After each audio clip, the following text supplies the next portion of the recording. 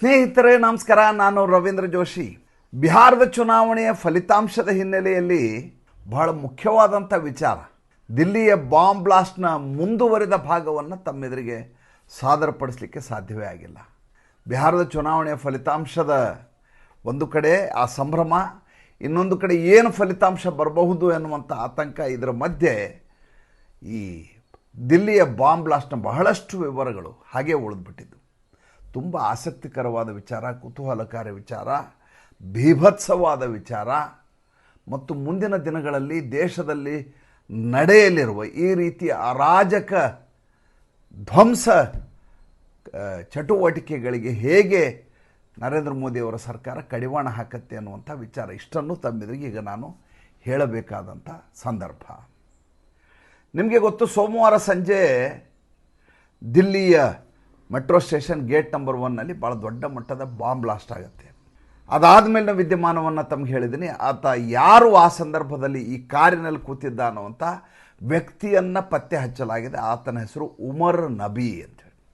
ಈ ಉಮರ್ ನಬಿ ಅನ್ನೋನು ಪುಲ್ವಾಮಾದವನು, ಕಾಶ್ಮೀರದವನು. ಈತ ಅಲ್ ಫಲಾಹ್ ಯೂನಿವರ್ಸಿಟಿನಲ್ಲಿದ್ದಂಥ ವ್ಯಕ್ತಿ. ಈತನಿಗೂ ಶಾಹೀನ್ ಶಾಹೀದ್ಗೂ ಅತ್ಯಂತ ನಿಕಟವಾದಂಥ ನಂಟು ಇತ್ತು.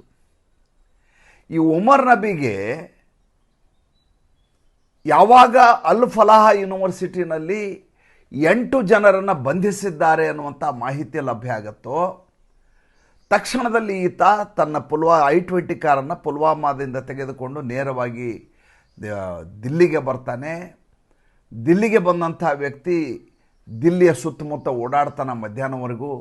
ಭಾಳ ದೊಡ್ಡ ಮಟ್ಟದ ಬ್ಲಾಸ್ಟ್ ಮಾಡುವಂಥ ಎಲ್ಲ ಜವಾಬ್ದಾರಿಗಳನ್ನು ಮತ್ತು ಅದರ ರೂಪುರೇಷೆಗಳನ್ನು ಸಿದ್ಧಪಡಿಸ್ಕೊಂಡಿರ್ತಾನೆ. ಈತನಿಗೆ ಬೇಕಾದಂಥ ಪೆಡ್ಲರ್ಗಳೆಲ್ಲ ಈತನ ಸಂಪರ್ಕದಲ್ಲಿರ್ತಾರೆ. ಆದರೆ ಯಾವಾಗ ಅಲ್ ಫಲಾಹ್ ಯೂನಿವರ್ಸಿಟಿನಲ್ಲಿ 8 ಜನರನ್ನು ಬಂಧಿಸಲಾಗಿದೆ ಅನ್ನುವಂಥ ವಿಚಾರ ಈತನಿಗೆ ಗೊತ್ತಾಗತ್ತೋ, ಇದ್ದಕ್ಕಿದ್ದ ಹಾಗೆ ಈತ ಪ್ಯಾನಿಕ್ ಆಗಿಬಿಡ್ತಾನೆ.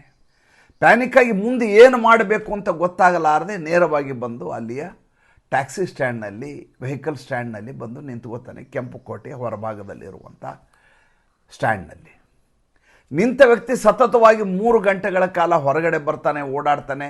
ಆ ಥರ ಚಲನವಲನಗಳನ್ನ CCTVಯ ಫುಟೇಜ್ಗಳಲ್ಲಿ ಗಮನಿಸಿದಾಗ ಈತ ಯಾರಿಗೋಸ್ಕರವೋ ಕಾಯ್ತಾ ಇದ್ದ ಅನ್ನೋದು ಸ್ಪಷ್ಟ ಆಗತ್ತೆ.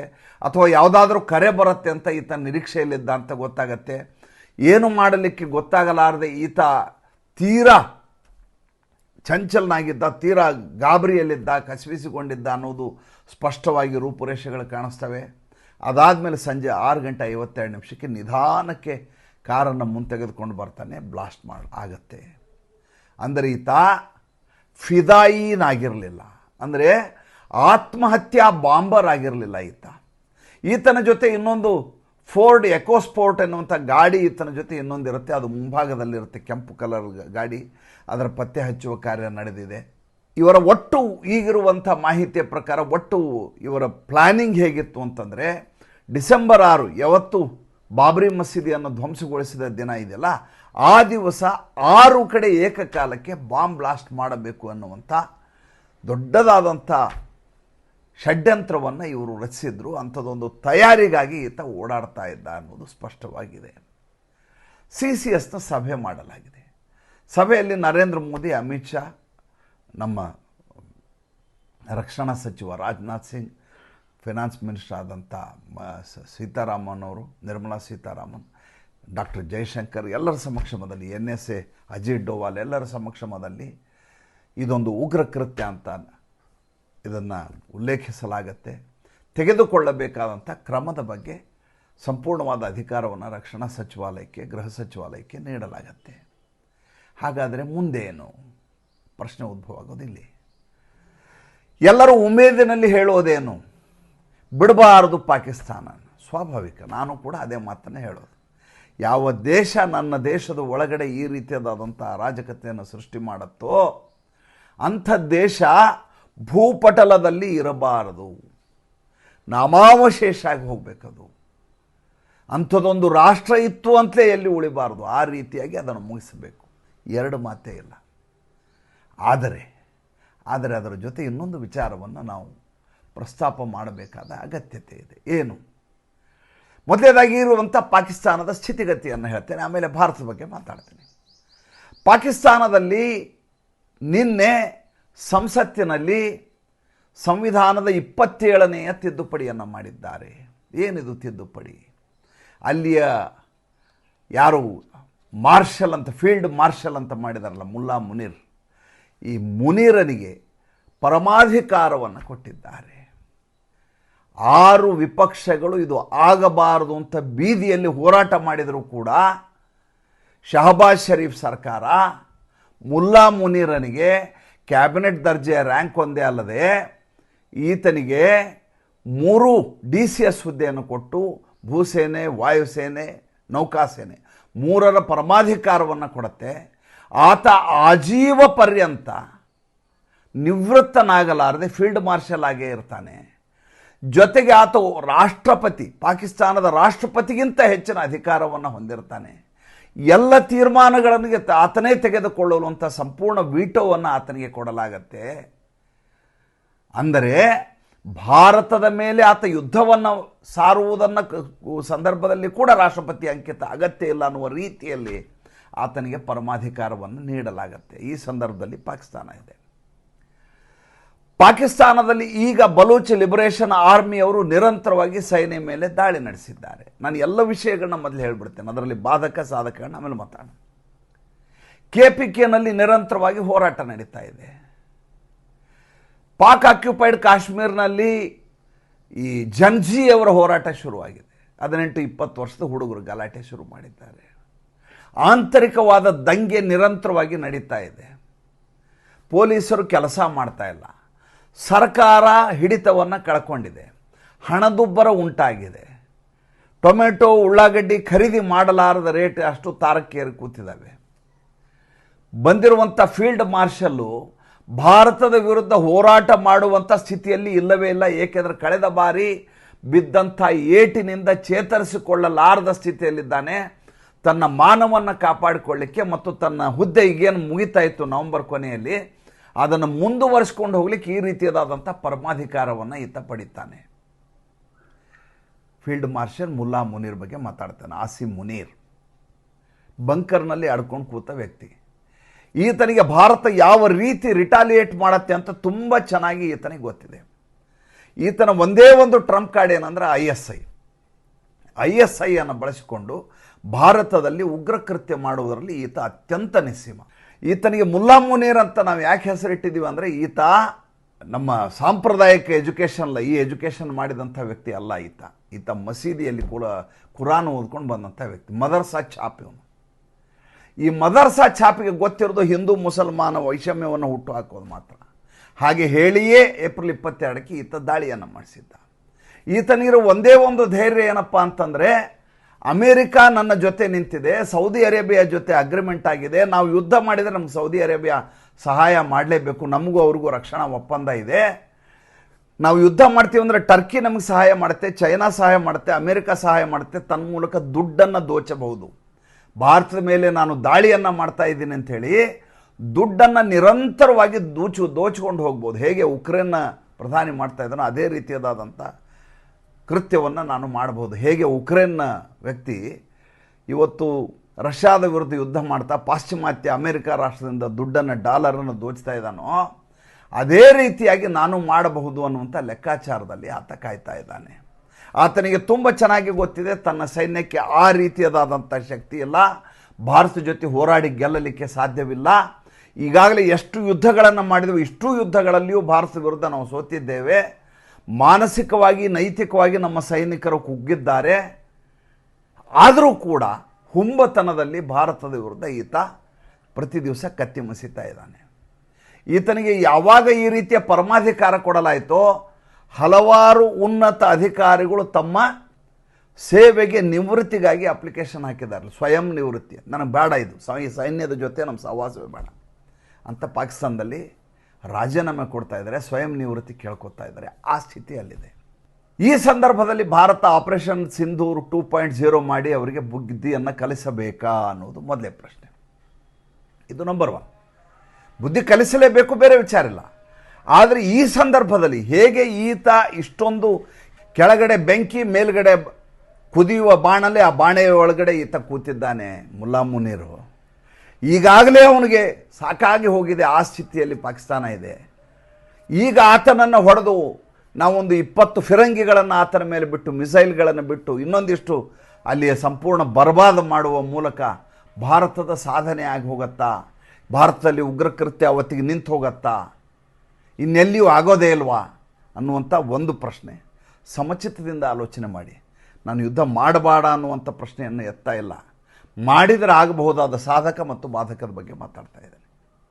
ಇನ್ನು ಭಾರತದಲ್ಲಿ ಈ ಮೋಡಸ್ ಆಪರೆಂಡಿ ಯಾವ ಮಟ್ಟಿಗಿತ್ತು ಅಂತಂದರೆ, ನಿಮಗೆ ಗೊತ್ತು, 2900 kg ಅಷ್ಟು ಅಮೋನಿಯಂ ನೈಟ್ರೇಟನ್ನು ಖರೀದಿ ಮಾಡಿ ಇಟ್ಟಿದ್ರು ಇವರು.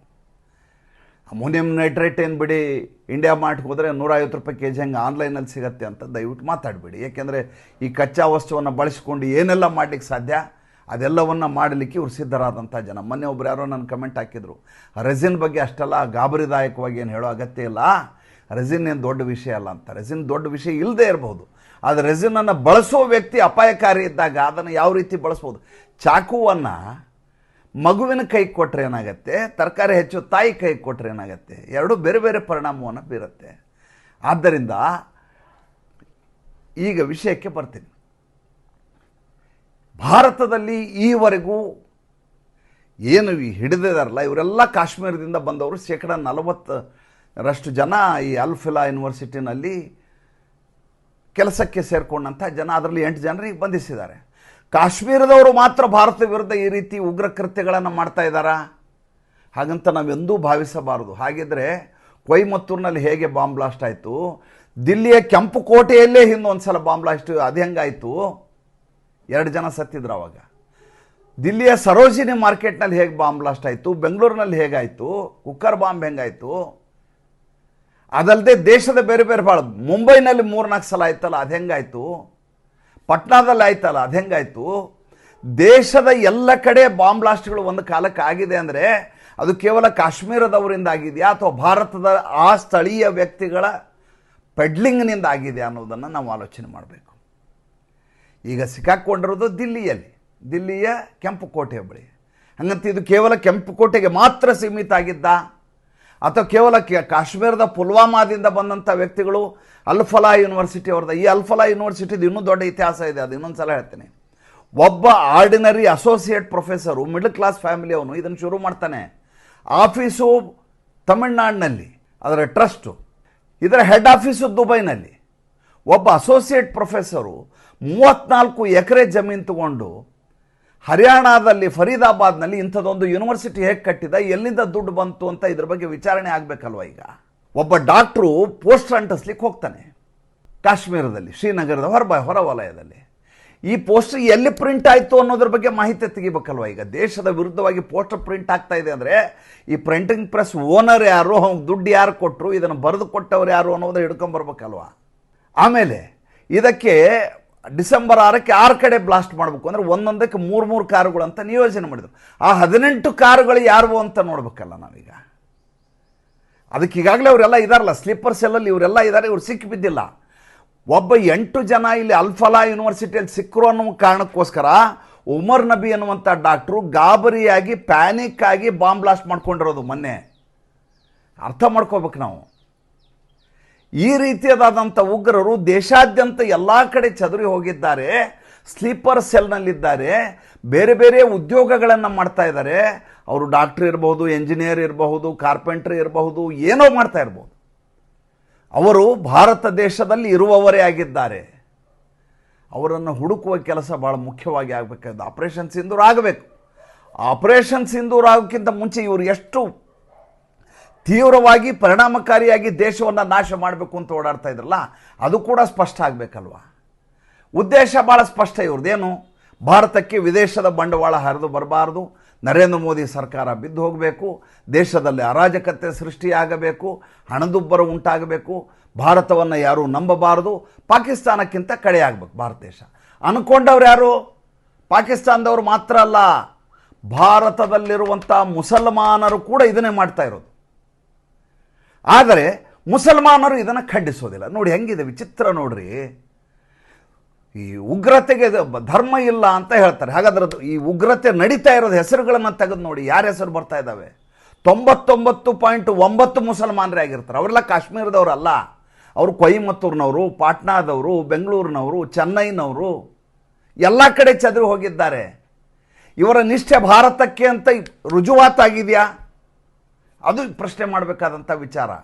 ಈಗ ಭಾರತದಲ್ಲಿರುವ ಮುಸಲ್ಮಾನರು ಯಾರು ಈ ದೇಶಕ್ಕೆ ನಿಷ್ಠರು ಅಂತ ಹೇಳ್ತಾ ಇದ್ದಾರೋ ಅವರು ನಮ್ಮ ಧರ್ಮದ ಹೆಸರು ಹೇಳ್ಕೊಂಡು ನೀವು ಉಗ್ರತೆಯನ್ನು ಮಾಡಬೇಡಿ ಅಂತ ಪ್ರತಿಭಟನೆ ಮಾಡಬೇಕಾಗಿತ್ತು. ಆವಾಗ ವಾ ನೀವು ಪರವಾಗಿಲ್ಲ ರೀ, ನೀವು ದೇಶಭಕ್ತರು ಅಂತ ನಾನು ಹೇಳ್ತಿದ್ದೆ. ಒಂದೇ ಒಂದು ಮುಸಲ್ಮಾನ ಸಂಘಟನೆ ಎಲ್ಲಿಯಾದರೂ ಈ ಉಗ್ರ ಕೃತ್ಯವನ್ನು ಖಂಡಿಸಿಯಾ? ನಂಗೆ ದಯವಿಟ್ಟು ಹೇಳಿಬಿಡಿ ನೋಡೋಣ. ಮುಸ್ಲಿಂ ಪರ್ಸನಲ್ ಲಾ ಬೋರ್ಡ್ ಇರ್ಬೋದು, ಮತ್ತೊಂದು ಇರ್ಬೋದು, ಇಂತಜಾಮಿಯಾ ಇರ್ಬೋದು, ಯಾವುದೇ ಇರಲಿ, ಯಾರಾದರೂ ಖಂಡಿಸಿದ್ದಾರೇನ್ರಿ? ಹೋಗಲಿ, ಉನ್ನತ ಮಟ್ಟದ ಮುಸಲ್ಮಾನ ಸಮುದಾಯದವರು ಯಾರಾದರೂ ಖಂಡಿಸ್ತಾ ಇದ್ದಾರೇನ್ರಿ? ಬೀದಿಗಿಳಿದು ಹೋರಾಟ ಮಾಡ್ತಾ ಇದ್ದಾರೇನ್ರಿ? ನಮ್ಮ ಧರ್ಮವನ್ನು ಹೆಸರು ಕೆಡಿಸ್ತಾ ಇದ್ದೀರಾ, ಕಳಂಕ ತರ್ತಾ ಇದ್ದೀರಾ, ನಿಮ್ಮಿಂದಾಗಿ ನಾವು ಬೀದಿಯಲ್ಲಿ ಓಡಾಡೋಕ್ಕಾಗ್ತಾ ಇಲ್ಲ ಅಂತ ಮುಸಲ್ಮಾನರ ವಿರುದ್ಧ ಮುಸಲ್ಮಾನರು ದಂಗೆ ಎದ್ದಿರುವುದು ಎಲ್ಲಾರು ನೋಡ್ರೇನ್ರಿ ಭಾರತ ದೇಶದಲ್ಲಿ? ಇದ್ಯಾವುದು ಆಗ್ತಾನೇ ಇಲ್ಲ. ಆಪರೇಷನ್ ಸಿಂಧೂರ್ ಆಗಬೇಕಾಗಿದ್ದು ಪಾಕಿಸ್ತಾನದಲ್ಲ, ಭಾರತದಲ್ಲಿ. ಆವಾಗ ಎಲ್ಲ ಸರಿ ಹೋಗುತ್ತೆ. ನಿಜ ಹೇಳ್ರಿ.